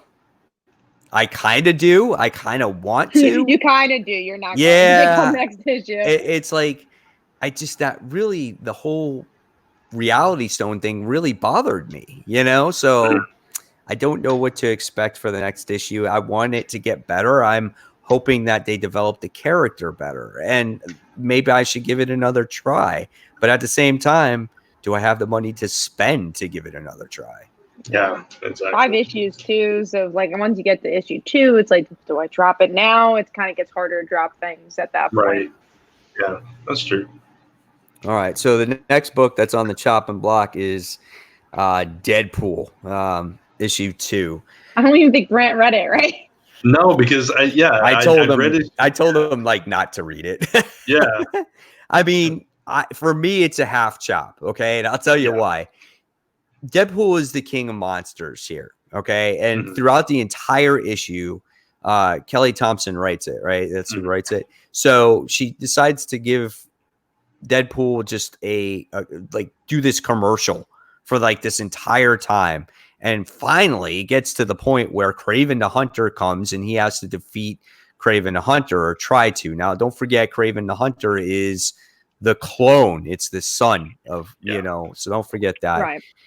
And it just took forever to get to the point. There's just exposition all over the place. It's not even funny. It's way too over the top. Captain America makes his appearance, and the only thing that makes me want to read the next issue is Jeff the Land Shark is doing battle against Craven Hunter in the next issue. Jeff! I was gonna ask if Jeff was in it. He was the only thing that made me like think about getting issue 2. He is the only reason why I picked up issue 2.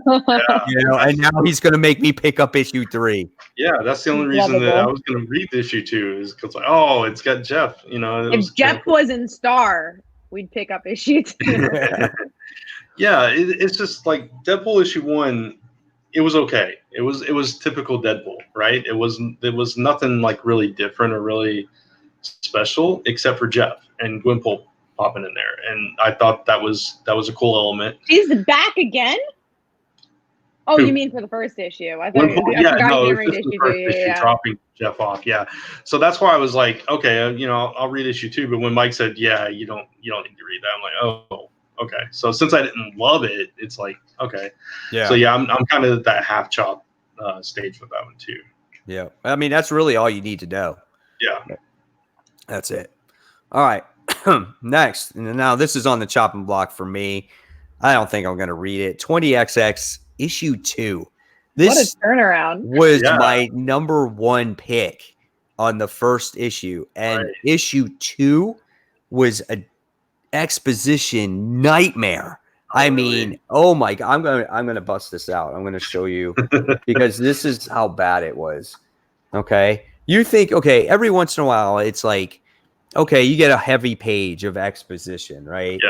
So this is normal. You guys can see that, right? Yeah. Okay, so that's normal. Okay. Oops. What happens when you get to that? Yeah. Oh man, every page. Yeah. So look at that, and then there's more. Look at this. Oh my God! I feel sorry for the letterer. That letterer. God. And then you're like, okay, well maybe that's it, right? Because there's a few other pages. Nope. Oh man. Man, that's a lot. Did you finish? Oh no. Look at this. Oh my goodness. Yeah. Oh, it's just not done though. Wow. Oh, God. Just write a novel at that point. Yeah. Yeah, that's not nothing against a writer, but that's like that's not what you usually do for comic books. And the original know your audience. The original story was a great concept about this person who develops this mutant-like ability, and you thought that you would kind of explore that a bit more before diving into this main plot. And it's about this East Side and this West Side gang going against each other, and because she accidentally murdered people and they're joining this gang, and I'm just like, shut up. I'm like, I don't care about that. I thought we would learn more about it. Just I couldn't get through it. I was just bored to death. I really was. It was such a bad turnaround, and unfortunately I'm just going to drop it, because if I can expect that in another issue, there's just no way I can do that again. Yeah. It's a shame, but it shows. I mean, you got to really think out your scripts, because you never know, who you can lose along the way if you do such an exposition. Right. issue. And I don't want people to think exposition kills a book. That's not what I'm saying. There's a fine line, right? You get, sometimes you don't get enough exposition, and then you get a nice balance where there's good pacing, good action, and then you have, your dialogue and whatnot. But when you have every page like that, it's like a chore to read that. Yeah. It's like Cat will relate to this. Terry Moore is a guy that writes a lot of dialogue, but there's a good balance between the character work and the dialogue there, and the actions that are happening in panel that kind of, you don't think about it when you're reading it. I will also say with his dialogue work, it's rarely exposition. There'll be a page of exposition. Most of the time it's just what is this character thinking? Yeah. That's why it's so many words on a page. And I'd rather read that, a Kill or Be Killed. A lot of dialogue in that book. But I remember with our first issue, we're I don't know why I love this book so much, even though it's a textbook in some ways, but it's because you're in this character's head. It wasn't like, I killed a demon. This is where the demon comes from. Yeah, it's not an info dump. Yeah, and that's what this all was. It's just like it was boring as can be. So there was just no action in it whatsoever, and you're left with this great cliffhanger, and you would think that you would learn a lot more about this particular character and her powers, and you might in the future, but it just, the way it's explained, it's not explained the right way. Yeah. So that is my reasoning behind that. And then last but not least, I see a Venom here that's on a half chop. What's hysterical? That I told Brant, Brant's like, yeah, I have to half chop Venom. I'm like, I think Mike's gonna half chop you. Mike's been chopping me all night. What are you talking about? That's true. Yeah. It's just, okay, I was telling Kat before the show, Mike, Venom is a character when he's on his own, I just have a hard time getting into it, and I keep trying. And like that first issue of the story, I was like, okay, it's okay. And then I got to this one, and I read it, and again, it was okay. But when I was ranking my books and like listening and everything, and it just kept going lower and lower and lower and lower. And I was like, you know what? I'm not even sure I'm like really enjoyed this.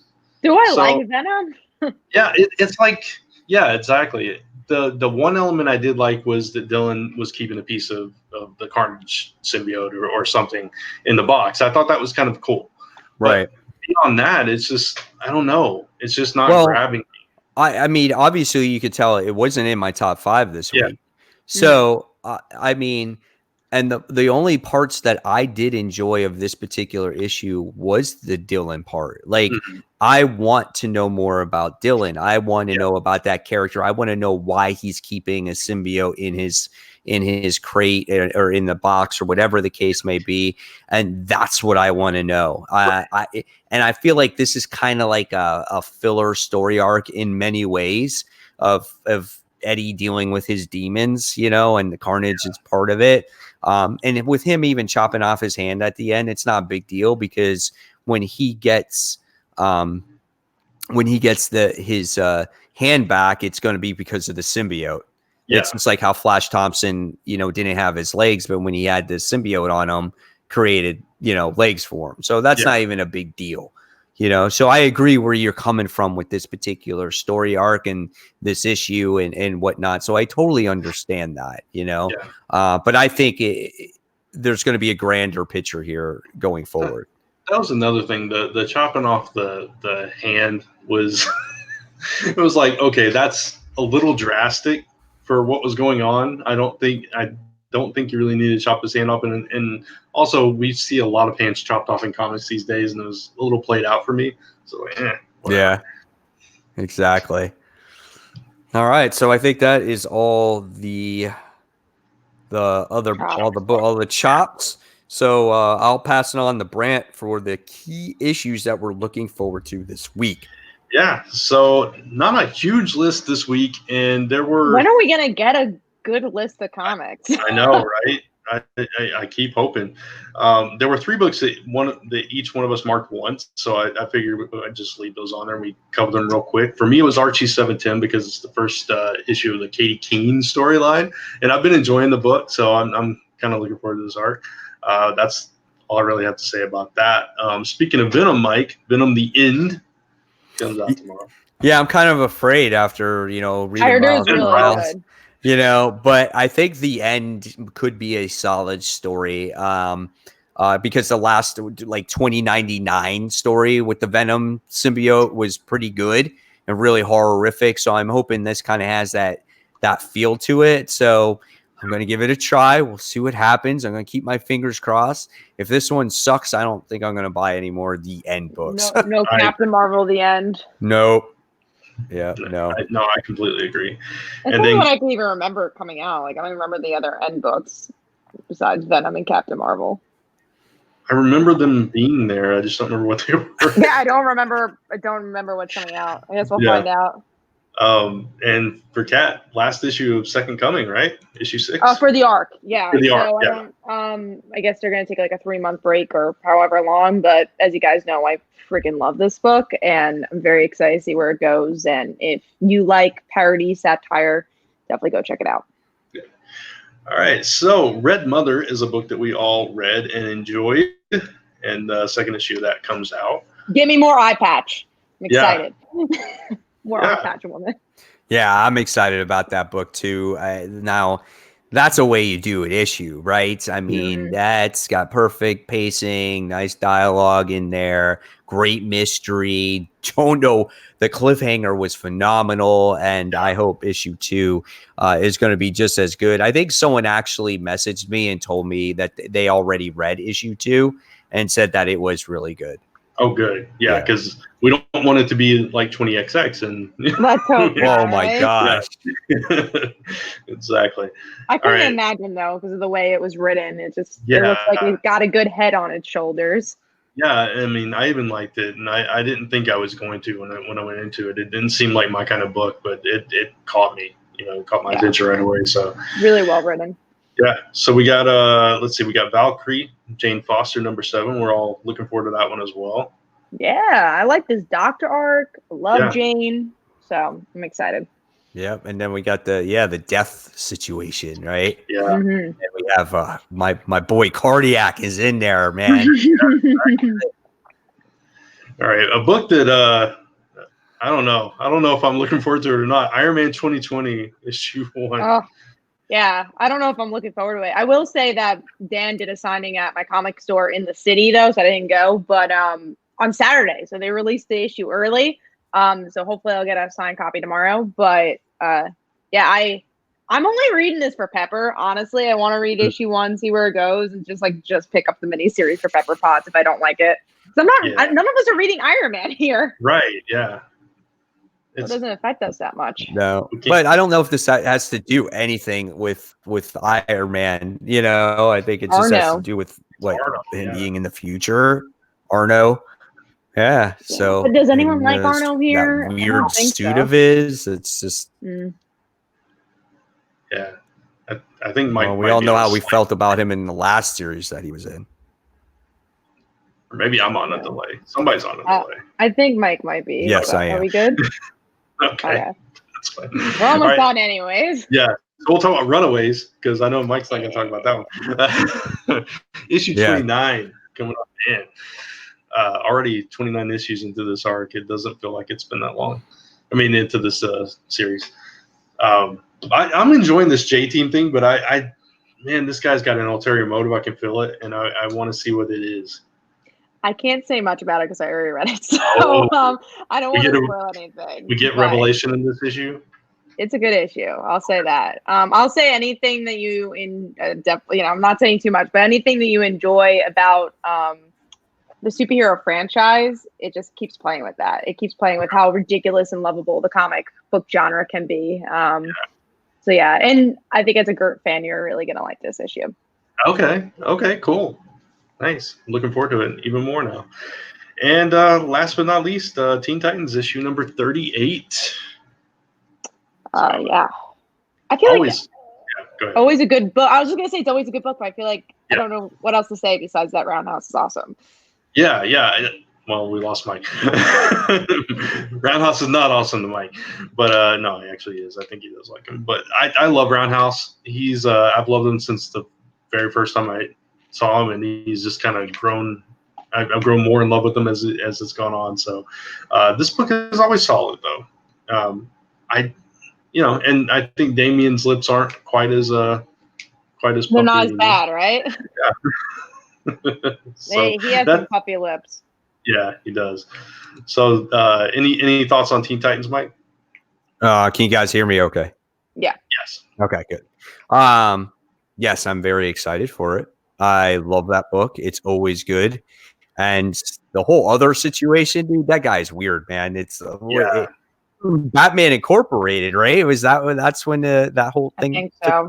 It's been when Robin, like when Damien died or something like that. Yeah. So I'm excited for it. I'm always excited for that book. So I feel that is the best DC comic out there right now because it's so consistent. So for me, it's Dial H and then Teen Titans. Yeah, I think Teen Titans just a little bit above Dial H for me, but yeah, Dial H is definitely up there too. Those are like the only 2 DC books I could think of that I'm like really, really enjoying. Because I can't count Naomi because it's not really out right now. So right, yeah, those are absolutely the 2 for me. Yeah, it's pretty good. So that's it. That's it for key issues. Awesome. So I guess we're wrapping up. So if Mike wants to wrap us up. Can't hear. All right. Yeah. So guys, thank you so much for watching. Can you hear? Oh, go ahead. Yeah, we can hear you now. It's on a massive delay. Yeah. You do it. Okay.